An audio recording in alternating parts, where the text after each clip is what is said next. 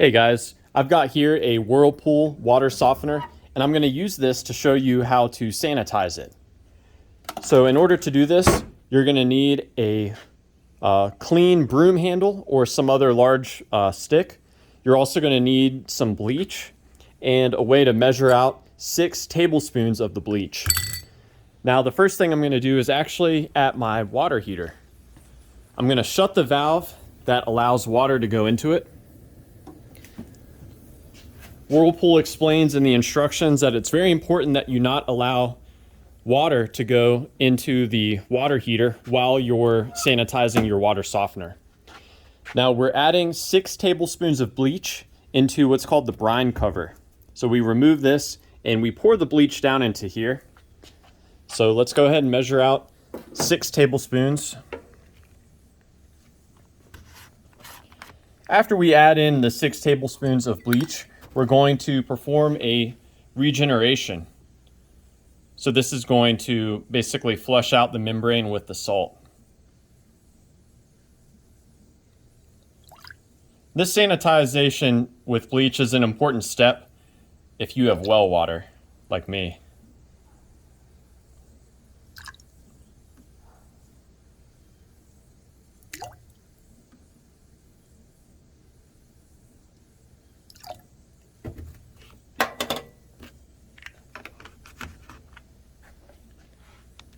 So now let's take the bleach. We're going to carefully pour it in through here.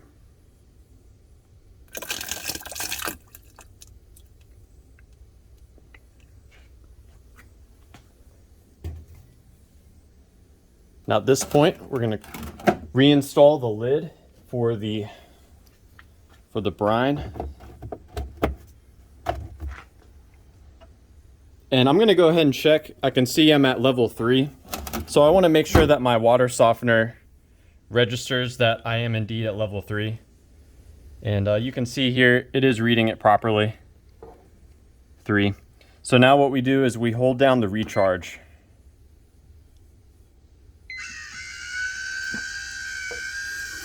So now it's servicing. There we go. It's recharging it.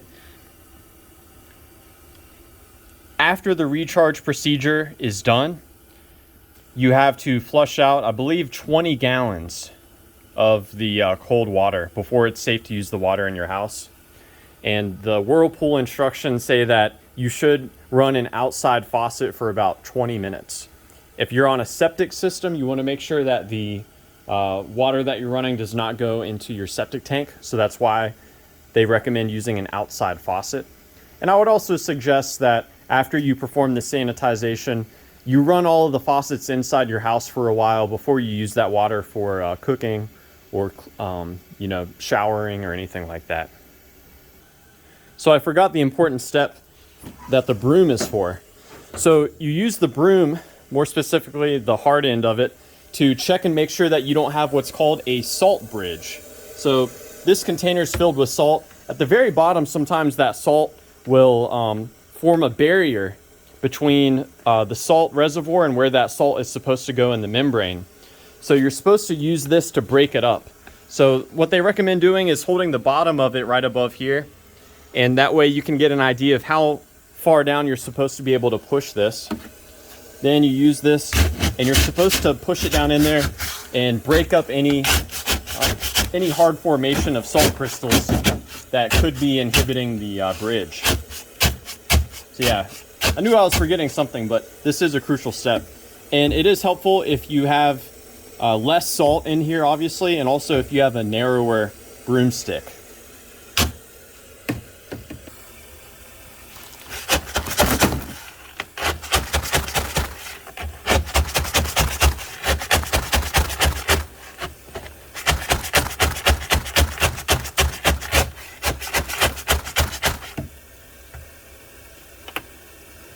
So yeah, there definitely was a barrier. I had to break through it in a couple of places.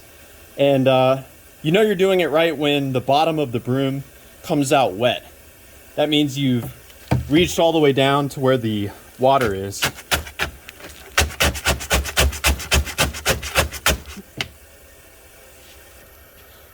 If that salt bridge is present, the machine will not be able to recharge the membrane.